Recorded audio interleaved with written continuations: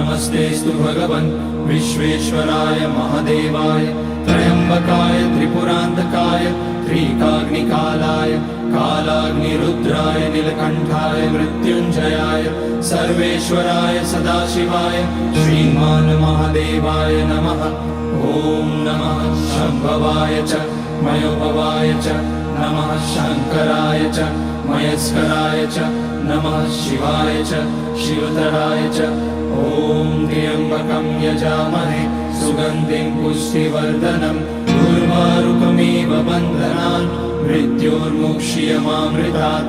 नागेन्द्रहाराय त्रिलोचनाय भस्माकराय महेश्वराय नित्याय शुद्धाय दिगम्बराय तस्मै नकाराय नमः शिवाय। मन्दाकिनी सलिलचन्दन चर्चिताय नन्दीश्वर प्रमथनाथ